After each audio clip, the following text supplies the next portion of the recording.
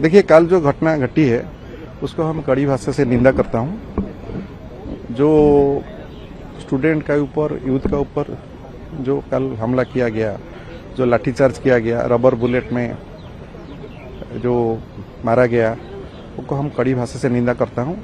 हमारा लीडर नवीन पटनायक भी बहुत दुखित है, मर्माहत भी है, हम भी मर्माहत है। इसको हम कड़ी भाषा से निंदा करता हूँ। कल केंद्र सरकार ने वो जो युवा छात्रों के साथ बातचीत शुरू किया, पहले से शुरू नहीं क्यों किया? पहले से शुरू होता तो कल का ये नहीं होता। इसलिए हम डिमांड कर रहे हैं कि पार्लियामेंट सेशन का जो अभी जो बिजनेस है, सब बिजनेस को स्थगित किया जाए और इमीडिएटली ये जो शिक्षा संस्कार के बारे में और जो कल जो वायलेंस हुआ है उसका ऊपर स्पेशल डिस्कशन होना चाहिए, हम डिमांड कर रहे हैं। इसके साथ हम भी डिमांड कर रहे हैं जी का शिक्षा का ऊपर एक संस्कार होना चाहिए। ये टाइम आ गया है, जो हो रहा है वो ठीक नहीं हो रहा है। ये हम अभी उसको जो इंजर्ड हुए हैं उसको देखने के लिए हम आरएमएल जा रहे हैं। हमारा सब सांसद हमारा साथ जा रहे हैं, हम जाके आपको डिटेल बताएंगे। Thank you. देखिए, हम एक्चुअली शिक्षा का संस्कार चाहते हैं। ये जो शिक्षा का संस्कार हम आप जो बोल रहे हैं सीजेपी डिमांड कर रहे हैं, हमारा डिमांड अलग से है। ये जो काल जो हुआ है हम उसको निंदा करते हैं, लेकिन हम चाहते हैं कि ये जो शिक्षा संस्कार होना चाहिए, स्पेशल डिस्कशन पार्लियामेंट में होना चाहिए। ये काल जो हुआ है वो ठीक नहीं हुआ है। Thank you. No, it is unfortunate. In Biju Janata Dal, under the guidance of our President, Honorable Sri Navin Patnaik, we all believe what happened should not have happened.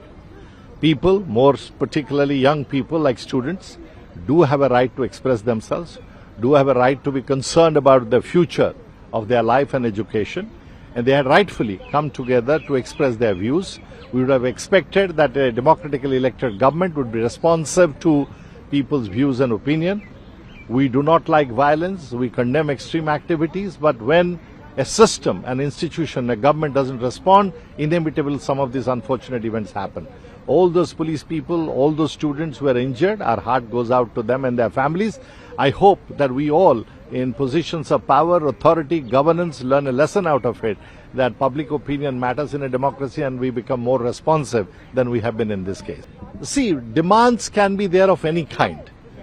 We can have different points of view, whether a demand is legitimate or illegitimate. But those who have suffered have a right to have a demand.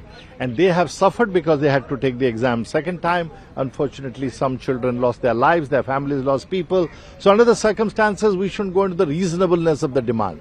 The question is, are we responsive to have a dialogue and explore what can be the options and solutions? Okay. बहुत दुखद हुआ।